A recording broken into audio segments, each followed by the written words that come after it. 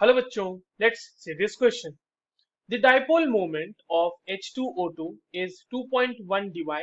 This indicates that the structure of H2O2 is options are linear, non-linear, C is symmetrical and D none of these. चलिए इस question को solve करते हैं बच्चों और सबसे पहले तो ये देख लेते हैं कि इस क्वेश्चन को सॉल्व करने के लिए हमारे पास कौन से की कॉन्सेप्ट की जानकारी होनी चाहिए। देखिए की कॉन्सेप्ट की यदि हम बात करें इस क्वेश्चन के लिए बच्चों तो वो हो जाएगा स्ट्रक्चर ऑफ H2O2। ठीक है, हाइड्रोजन पेरोक्साइड का स्ट्रक्चर हमें देखना है। अब देखिए स्ट्रक्चर ऑफ H2O2 की बात कर रहे हैं और वहां पर ये कहा जा रहा है कि इसका डाइपोल मोमेंट जो है वो 2.1 डिवाइड, जो कि एक significant amount of dipole moment show कर रहा है। अब देखिए ये जो स्ट्रक्चर होगा या जो ये वैल्यू है वो किस चीज को इंडिकेट करेगी? क्या वो लीनियर स्ट्रक्चर को इंडिकेट करेगी? नहीं, वो लीनियर स्ट्रक्चर को इंडिकेट नहीं कर सकती। क्यों?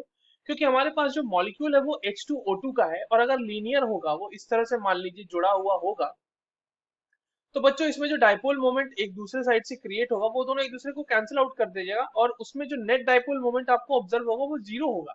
ये लीनियर के केस में तो ये तो पॉसिबल है ही नहीं ना, तो लीनियर तो नहीं हो सकता।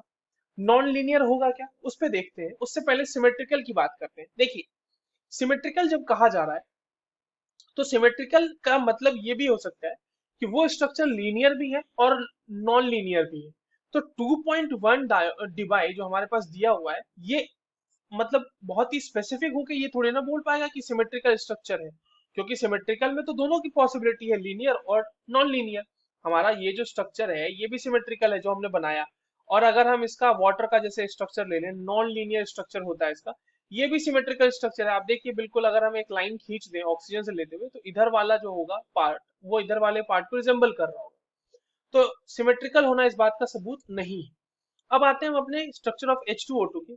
तो देखिए इस जो आपका H2O2 होता है इसका ओपन बुक स्ट्रक्चर होता है, ओपन बुक स्ट्रक्चर होता है। ठीक है, और ये एक नॉन लीनियर स्ट्रक्चर है। तो जो आपके पास डाइपोल मोमेंट की वैल्यू है वो नॉन लीनियर स्ट्रक्चर को ही रिप्रेजेंट कर रही है, सिमेट्रिकल और लीनियर को नहीं।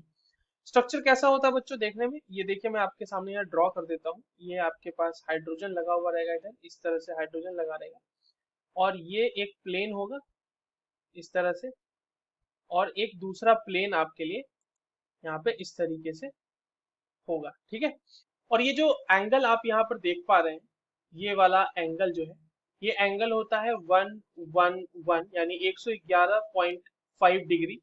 ठीक है, और ये किस केस में ऑब्जर्व हो रहा है बच्चों? ये ऑब्जर्व हो रहा है जब आपका H2O2 गैसियस फेज में है। और अगर हम सेम H2O2 की बात करें इन सॉलिड फेज, तो स्ट्रक्चर तो वैसा ही होता है, ओपन बुक स्ट्रक्चर ही आपको देखने को मिलता है।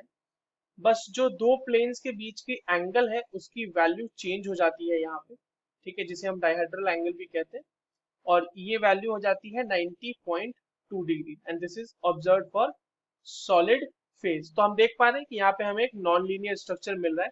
So the correct answer for this question is option B. I hope you understood this well. All the very best.